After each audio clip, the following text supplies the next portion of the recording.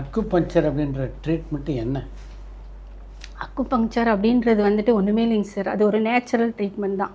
அதாவது என்ன அக்குபங்க்சர் வந்து கான்செப்ட் என்ன சொல்கிறேன் பாருங்கள். இப்போ நம்ம பாடியில் வந்து ஒரு ஆர்கன் இருக்குது. ஃபார் எக்ஸாம்பிள் லிவரோட எனர்ஜி இருக்குது இல்லைங்களா, நம்ம வந்து அதை பார்க்க முடியாது. பட் லிவருக்கு எனர்ஜி இருக்குது.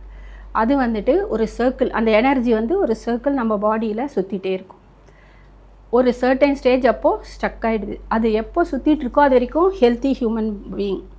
அது ஸ்டக் ஆகுது. ஏன் ஆகுதுன்னா எக்ஸ்டர்னலாக ஆகும், இன்டர்னலாக ஆகும். எக்ஸ்டர்னலானா இப்போ ஒரு ஆல்கஹால் நான் யூஸ் பண்ணுறேன் அப்படின்னா எனக்கு வந்துட்டு லிவர் டேமேஜ் ஆகும். அப்போது அந்த சர்க்கிள் வந்து ஸ்டக் ஆகிடும். இல்லை இன்டர்னலாக அப்படின்னு பார்த்தீங்கன்னா, இப்போ நான் வந்து ரொம்ப கவலை, எனக்கு ரொம்ப சோகம், எனக்கு நான் அப்படியே உட்காந்து ஆல்கஹாலே தேவையில்லை அப்படின்னு நான் உட்காந்து உருகி கஷ்டப்பட்டனாலும் லிவர் கண்டிப்பாக ஸ்பாயில் ஆகும். ஒரு சயின்ஸ் கண்டிப்பாக ஒரு சயின்ஸ் என்ன சொல்லுதுன்னா, ஆல்கஹால் யூஸ் பண்ணுறவங்களோட லிவர் வந்துட்டு 2 மாதம் ஆகும் டேமேஜ் ஆகிறதுக்கு. ஆனால் வித்தவுட் ஆல்கஹால் ஒருத்தன் வந்துட்டு கவலையிலே உட்காந்துருக்கான், அவனுக்கு பார்த்தீங்கன்னா ஒரே மாதம் போதும் டேமேஜ் ஆகிறதுக்கு. அத்தனை அளவுக்கு ஸ்ட்ரெஸ்.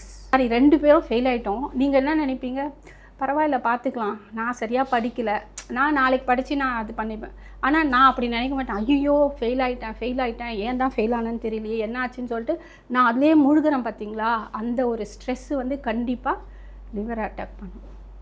ஸோ ஸ்ட்ரெஸ்ஸு வந்து ரொம்ப ரொம்ப டேஞ்சரஸ் ஃபார் லிவர். ஸோ இந்த மாதிரி காரணத்தினால லிவரோட எனர்ஜி சொன்னேன் இல்லைங்களா, அது வந்து ஸ்ட்ரக் ஆகிடும். அப்போது ஒரு அக்குபஞ்சரிஸ்ட் என்ன பண்ணுவாங்க அப்படின்னா, படிக்கும் பொழுது லிவரோட அந்த சர்க்கிள் இருக்குது பார்த்தீங்களா, அது எங்கே ஸ்டார்ட் பண்ணி எங்கே முடியுது அப்படின்றது தான் நம்ம படிக்கிறோம். ஸோ எனக்கு தெரியும் எந்த பாத்வே, அதான் எனர்ஜி பாத்வேன்னு சொல்லுவாங்க, லிவரோட எனர்ஜி பாத்வே. ஸோ நான் வெறும் ஸ்டெரிலைஸ்டு நீடில் தான் அதை வந்துட்டு லிவரோட பாத்வேல போடுறேன். ஸோ போடும்போது காஸ்மிக் எனர்ஜி என்ன ஆகும்னா நீடில் வழியாக உள்ளே போயிட்டு அந்த ஸ்டக்காக இருக்கிறத ஸ்டிமுலேட் பண்ணிவிடும். ஸோ இது வந்துட்டு லைக் ஆண்டனான்னு வச்சுக்கோங்களேன். இப்போ ஆண்டனா எப்படி ரிசீவ் பண்ணி நம்ம கொடுக்குது, அந்த மாதிரி நீடில், அது மாதிரி தான் நீடில். அவ்வளோதான். சிம்பிளாக இப்படி தெரிஞ்சு